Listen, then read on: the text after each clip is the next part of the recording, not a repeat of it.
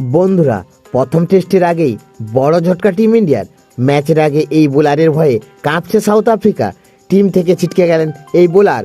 বন্ধুরা, আপনিও যদি দেখতে চান কোন সেই বোলার যার ভয়ে সাউথ আফ্রিকা কাঁপছে, তাহলে ভিডিওটি লাস্ট অবধি দেখতে হবে, চ্যানেলটিকে সাবস্ক্রাইব করতে হবে, একটি লাইক দিতে হবে এবং নোটিফিকেশন বেল আইকন দাবাতে হবে। বন্ধুরা, 26শে ডিসেম্বর 2 ম্যাচের টেস্ট সিরিজ শুরু হচ্ছে ভারত ও দক্ষিণ আফ্রিকার মধ্যে।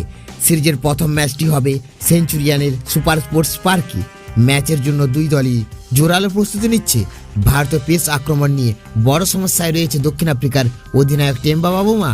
বন্ধুরা, এই বিধ্বংসী বোলার হলো মোহাম্মদ শামি। প্রতিপক্ষের বিপক্ষে 11টি টেস্ট ম্যাচ খেলেছেন, 48টি উইকেট শিকার করেছেন। 2 বছর আগে দক্ষিণ আফ্রিকা সফরে দারুণ বোলিং করেছিলেন।